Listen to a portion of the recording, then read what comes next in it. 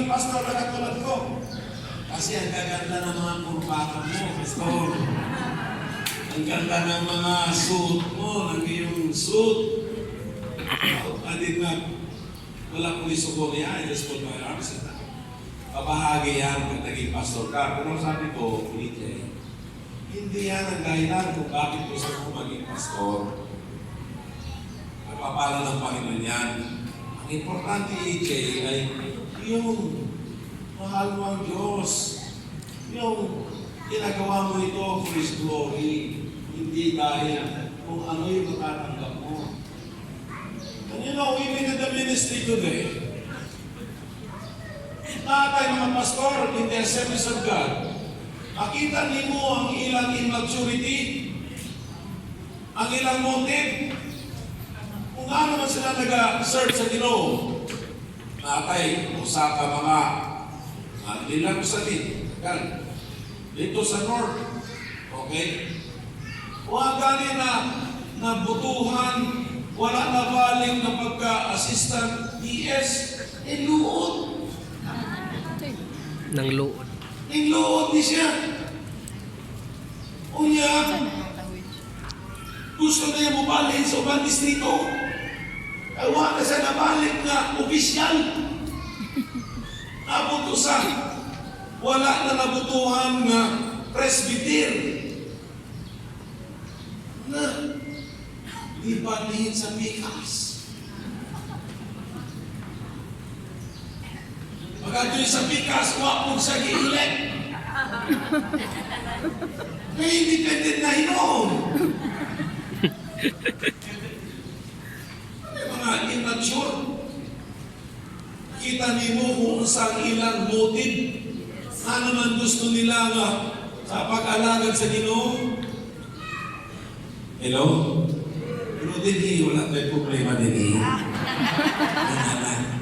tingali sa Suwis min o sa ubang distrito. Pero unsa man ang imong motive sa imong pagbuhat. What are you doing? Why are you doing? It's the why you're doing. Is it about money? Oh, don't kid me. A lot of the pastors. Money is, yes, we need money. But when the motive is about money, we have lots of it. The Bible says that desire cannot be satisfied. So, sa giibog sa ubang mga pastors sa Mindanao, amang futures, kapa, karon nakapakapan na sila. Are you listening? Yes. So, with your motives,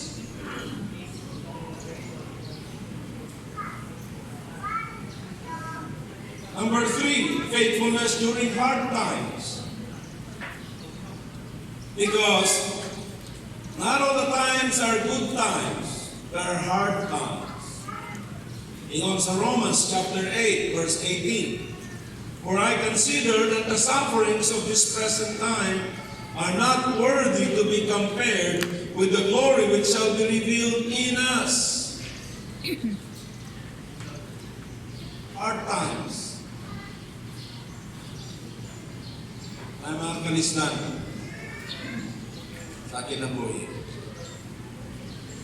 But faithfulness. When you say amen. Amen. Let me tell you, I read about the story in Iran. It's just a few days ago. I read an article that in Iran, when people are persecuted, it is the fastest growing church in the world. They have the fastest growing church in the world. Sa Iran. Ang atong General Superintendent dito, ipatay, i-execute. Takan sa mga executives, wala na nakauli sila panimalay sa Assemblies of God sa Iran. Daghang mga pastor, ang istorya nga nabasa nato, kadaghanan ko ng mga pastor karon dito, mga babae kay mga laki, mga matay man mga babae na. But the church there, ingon nila, I dare you, if you can go to Iran. Ingon nila ang mga mosque kuno empty. Wala yung mga tao. But they are growing underground by the tens of thousands. With the Lord will not offering. Amen. Kung gawas na sila na mag-alagad sa Ginoo, ano yung makahilak ka ba? They will kiss their family goodbye because there is no guarantee they'll make it home by night. But in spite of that persecution, the church has become really strong. Though hard times, salamat sa Ginoo dinhi sa atong nasod, at doon na tayo freedom. Amen? Bisag martial law, ayaw ka na may martial law dinhi sa Mindanao. Amen? So, be faithful in hard times. Number 4, faithfulness even when others are not. Isang dili faithful ang lain, di ka mag-ingon, siya bitaw, kung ingano siya bitaw. Dili. Number 5, faithfulness by having a passion for the Lord. Una yung importante, ano na tayo passion for the lost. This is the most important reason why you and I are in the ministry. Nagdadha mga kalaga, mga luwas, o ni ang number 1 mission, number 1 katulungan sa iglesia, kita na makatalakad mga kalaga. Ang aga mga simbahan, kinahanglan mo dako, kay na ay daghang mga kalag. Can you say amen? Amen. Mga sa Word of Hope, adun na tayo duha ka gospel buses, duha ka gospel boats, na kids mobile, na gospel truck, na tayo mga duha o tulong ng gospel ng mga bands.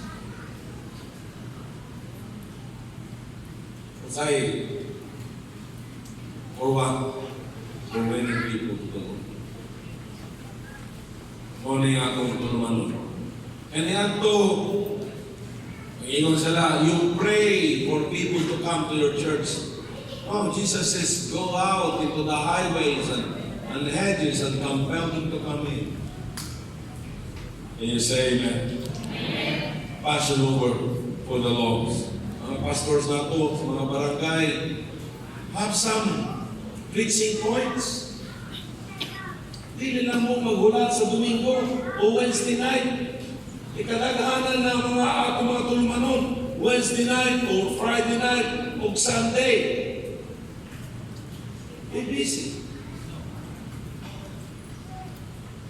Now, number 4, the challenge towards faithfulness in the service of the Lord.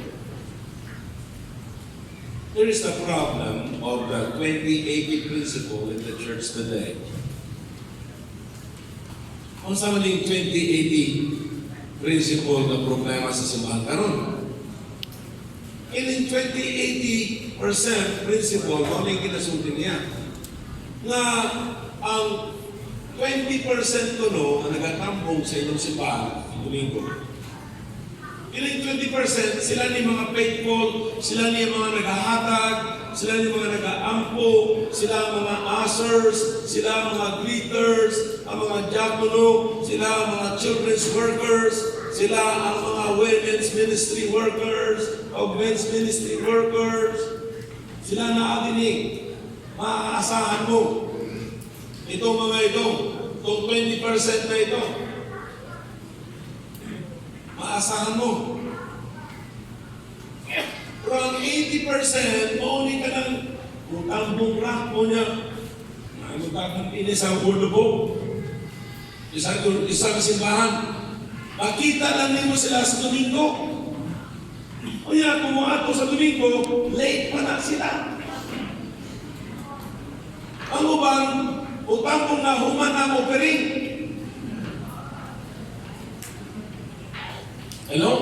Pila ka ninyo, namin mga membro yan ay, bayang kamot. Namin mga membro yan ay. Sa word of God lang yan. 80%, they are not as committed as the 20%. Pero, ang atong challenge mo nito, Pastor, i-increase na nato pa ng 20%. Mga membro na ito, kung mahimo lang ang tayo mga 50%, hallelujah. Sa Word of Hope, we made some survey. At least more than 50 to 60% ang naghahatag sa ilang tithes. But in many churches, is the 80%. 80% nito, mahatag na sila, bili tithes. Mga workers. So this is the problem that we need to address. Which means that we need to really work intending to the flock of God that God has set over us. Ngayon sa Hebrews chapter 2 verse 81, we must pay more careful attention therefore to what we have heard so that we do not drift away. One day, you will be home. And what a wonderful day it will be if you are a faithful Christian. For you will hear the Lord say,